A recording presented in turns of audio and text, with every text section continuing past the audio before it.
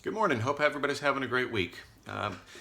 Today, a little public service announcement with the impending Hurricane Irma coming, which will certainly have some impact on Central Florida. I've got received today the first of what I expect to be many questions from agents dealing with what happens if the property is damaged, closing scheduled for a week, 2 weeks out. What rights and obligations do the buyer and seller have? The main provisions that you're going to be dealing with here are the financing approval provision, standards M and standards G. Essentially, standard G says that in the event of a force majeure, in this case a hurricane, if services or anything else, any other conditions essential to closing are prevented from happening, then closing is delayed essentially up to 7 days after the effects of the hurricane have passed, up to 30 days past the original closing date, at which point either party can terminate. That deals with general closing issues. Damage issues, you're going to deal with standard M, which is risk of loss.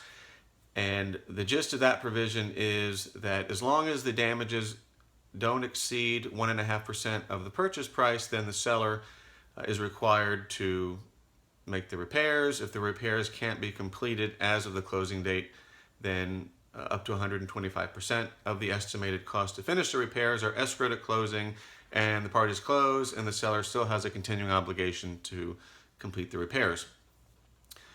There's really no right for the buyer to terminate if the repairs are 1.5% or less. If they're more than 1.5% and the seller doesn't want to go beyond that, then the buyer would have an option to terminate the contract.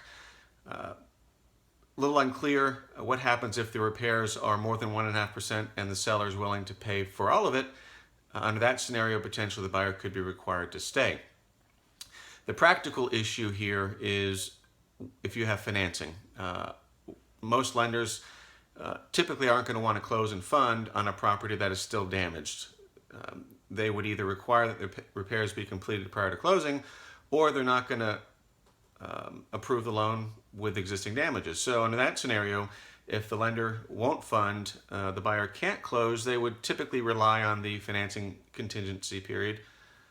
The financing contingency provision, which says that if after loan approval the loan can't close, and one of the reasons for it not closing are property related conditions that are a requirement of the loan commitment or loan approval, then the buyer can terminate and get their deposit back.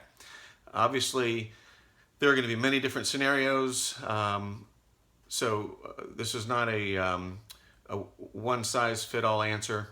If you have questions, obviously email me or message me on Facebook, and I'll address them if I can. Otherwise, have a great day. Bye-bye.